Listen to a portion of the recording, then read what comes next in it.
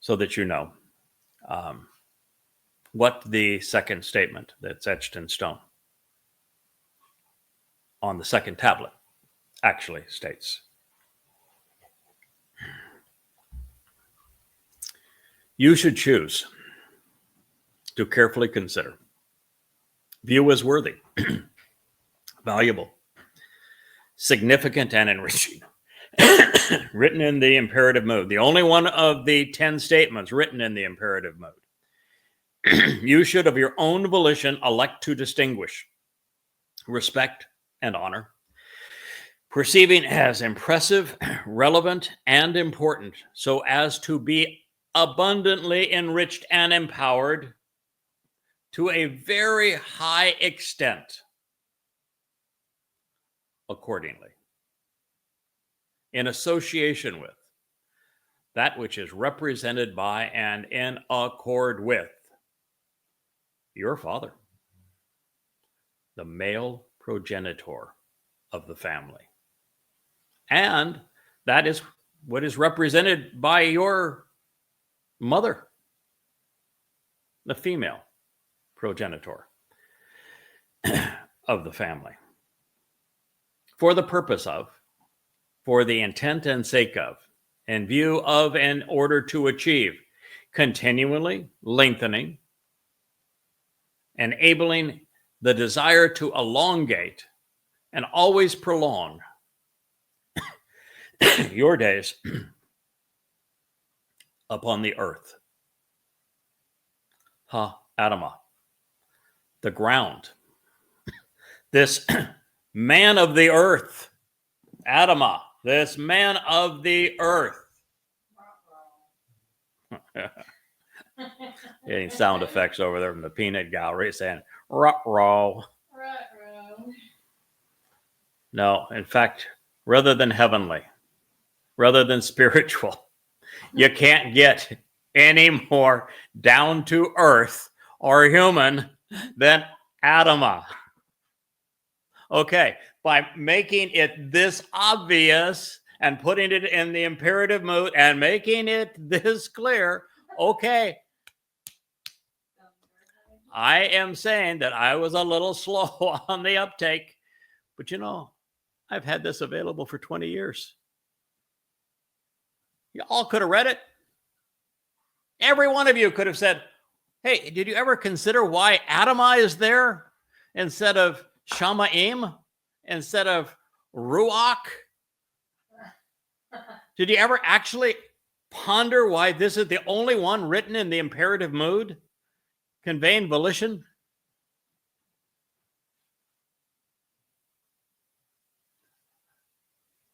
I wasn't the only one that missed it, huh? And at least I translated it accurately. At least I was able to deduce that it wasn't our birth mother and birth father. At least I was able to convey that there's something else profoundly important going on here, because we're told to respect and esteem and value something and choosing to do it. But you know, sometimes, many times,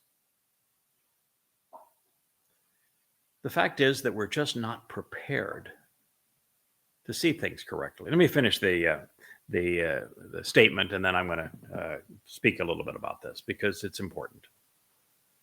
So I'll just go from the beginning, and then I'll conclude it.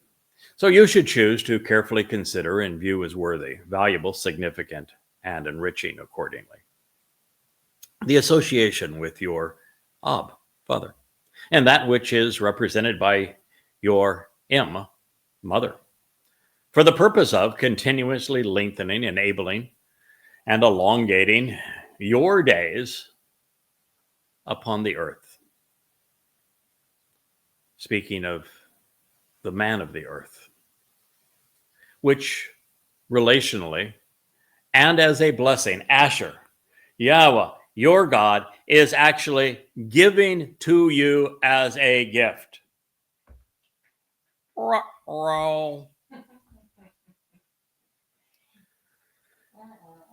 Can Yahweh give the Father to us as a gift?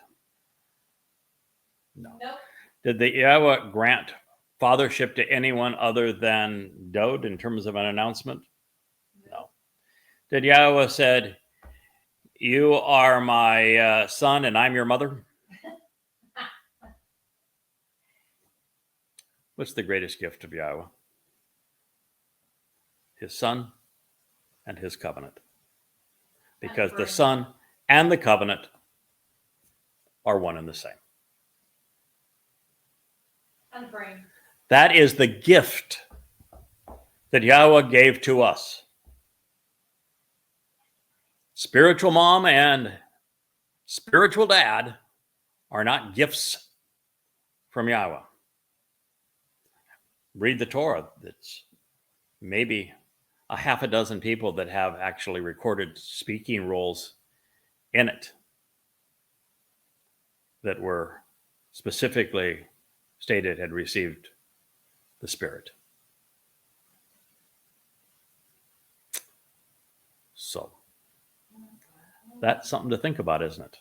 The gift is admission into his family. The gift is what he and his son, who is the gift given to us, achieved on Pesach, Matzah, and Bikurim. And when we appreciate the role that Abraham and Sarah played in delivering Yishak according to Yahowah's instructions, and appreciate and respond to the 5 conditions of the covenant, and recognize that the 5 benefits of the covenant are all delivered by father and son's fulfillment of Pesach, Matzah, and Bikurim, the gift is handed to us on a silver platter. And we recognize the man of the earth through whom Yahweh was speaking. And of course, it is the Adamah once again that would figure this out and share it with you at this time, because it is important.